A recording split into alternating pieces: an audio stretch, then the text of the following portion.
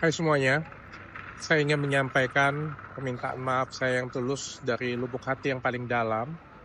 Sebenarnya saya sudah melakukan permintaan maaf dari video Bang Denny Sumargo, namun karena videonya cukup panjang, mungkin beberapa dari kalian belum nonton.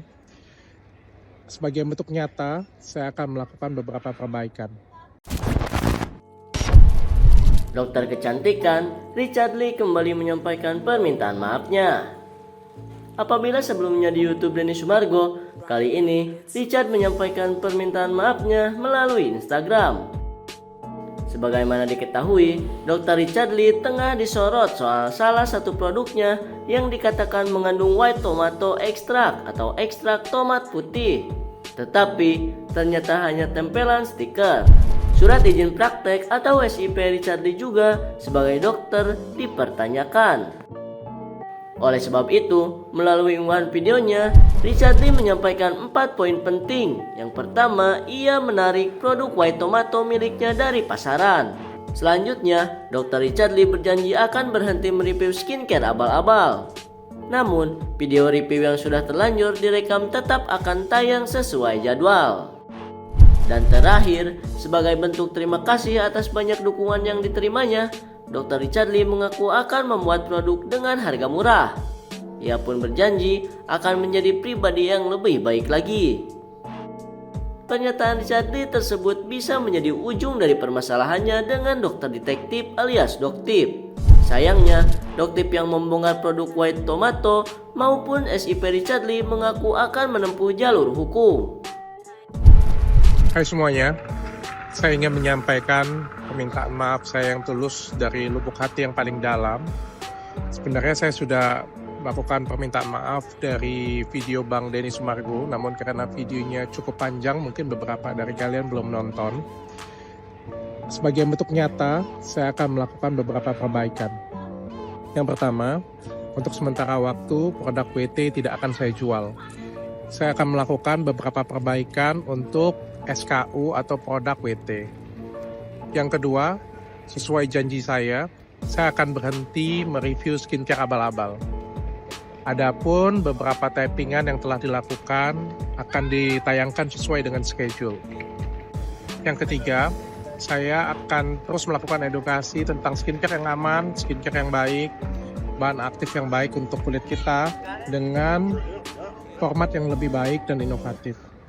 Yang keempat, sebagai bentuk rasa terima kasih atas apresiasi kalian selama ini kepada saya akan buat varian produk dengan harga terjangkau, namun tetap dengan kualitas yang terbaik. Sekali lagi saya terima kasih atas dukungan, semangat, kritik, dan saran dari kalian semuanya.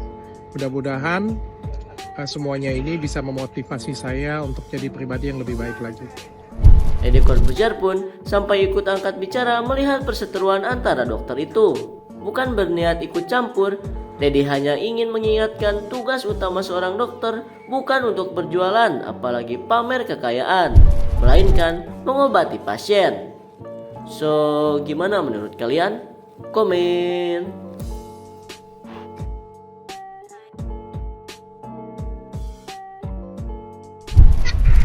Hai semuanya, saya ingin menyampaikan permintaan maaf saya yang tulus dari lubuk hati yang paling dalam. Udahlah Richard, ngapain minta maaf? Lu kan orang paling bener ya, stem cell. Kalau mau minta maaf sekalian dong sama si Elia. Kan gara-gara konten sama lu tuh dia dihujat satu Indonesia. Kemarin tuh lu mau benturin gua sama dia kan? Kemarin tuh pada saat konten gua meledak tentang Palestina, tim lu kontak gua mau podcast. Ntar gua dihujat, lu dapat AdSense, tapi tim lu nggak modal. Pokoknya semua mau podcastin AdSense gitu ya kan? Pada saat itu gua responnya juga baik-baik. Tiba-tiba nggak ada angin, nggak ada hujan, lu senggol gua gara-gara gua speak up tentang Willy Salim, lu bawa-bawa SDM Indonesia lah segala macem lah. Minta maaf juga tuh sekalian sama orang Indonesia yang lu kata-katain yang SDM lah segala macem lah.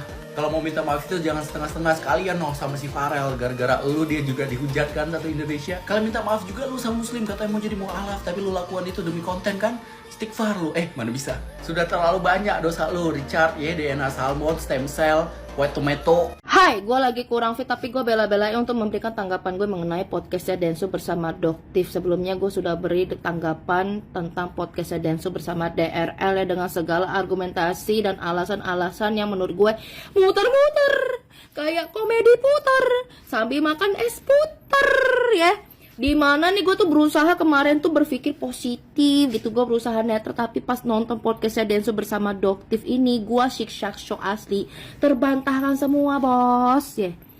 Kenapa Doktif itu menolak untuk melakukan live debat? Salah satunya karena Doktif ini sudah melanjutkan ke ranah yang lebih serius, dan terutama nggak mau kasih exposure-nya DRL lagi sih. Pertama nih ya, gue highlight banget produk White Tomato. Ternyata memang tidak ada White Tomatonya. Ternyata memang hanya stiker, bukan cuma packagingnya jelek, tapi memang kandungannya itu tidak ada sama sekali White Tomato extract ataupun siloam itu ya. Yang di highlight cuma glutathione. Dan ditambah lagi sebenarnya harga aslinya cuma 300 ribuan, cuman si DRL menjual 1,5 ya. Secara bisnis cuan banyak itu salah nggak? Enggak. Tapi mengingat dia seorang dokter, tentu salah, melanggar kode etik kedokteran. Kalau boleh kayak gini kayaknya, waduh, gue sih nggak kebayang ya gimana dengan perbisnisan farmasi dan dokter-dokter di Indonesia dengan mental-mental seperti ini. Kan kasihan ya semua orang yang mau berobat dengan harga terjangkau dibuat tinggi setinggi-tinggi langit. Ditambah lagi ini produk bukan racikan dia sendiri lagi ya. Jadi suatu pabrik menjual produk ini ke DRL, ditempelin stiker White Tomato, digembor-gemborkan marketing kotor. Anda sudah ngaku DRL, Anda sudah ngaku gaya marketing Anda memang berlebihan, bukan berlebihan, kotor. Kemudian DNA Salmon ya, yang dimana DRL ini mengakui dia itu bekerja sama dengan Reskin, tapi Doktif memberikan bukti bahwa tidak ada sama sekali bentuk kerjasama antara dua belah pihak ini. Dan gue setuju kalau BPOM menarik pengedaran produk ini karena menggunakan injection yang dimana itu sangat beresiko untuk terinfeksi bakteri. Gue mau nanya deh yang udah pernah make, gimana sih keadaan mukanya, apakah makin perjing apa gimana? Tolong dong report. Ditambah lagi tutupnya terpisah kan? Kirain ya, berpikir positifnya mungkin Doktif ini mereview salah satu produk cacatnya gitu. Ternyata oh tidak, emang begitu. Kemudian ketiga nih yang bikin gua greget banget, ini mengenai status kependidikannya si DRL ya. Di Udayana ternyata bukan mengundurkan diri, tapi di DO, dugaan di DO, terutama PhD.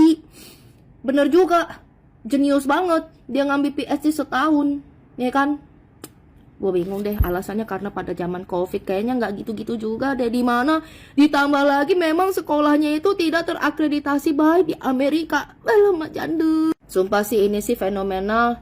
Kedokteran, drama kedokteran farmasi yang bombastis 2024, serius asli. Gua rasa udah saatnya BPOM, ID, terus apalagi lah Menteri Kesehatan ya speak up dan mulai memperhatikan kasus ini ya. Dan gua terima kasih sama Doktif yang sangat berani, dan gua yakin di belakang Doktif ini juga ada orang-orang yang mendukung Doktif ya kan. Karena nggak mungkin lah kita mau perang tanpa amunisi. Tapi saran gue kepada Doktif, tetap hati-hati dalam menggunakan kosakata. Karena kita sudah ada UU ITE, Bu ya. Tetap hati-hati ya. Kalau memang pun ini akan dilanjutkan ke ranah yang lebih serius, kata gua mah kelar sih karirnya DRL, kelar sih, kelar, udah kebukti dan udah ngaku sendiri kalau memang gaya marketing berlebihan, marketing kotor, udah ngaku sendiri, aduh kelar sih, kelar, udah ye, gimana menurut kalian? Kelar.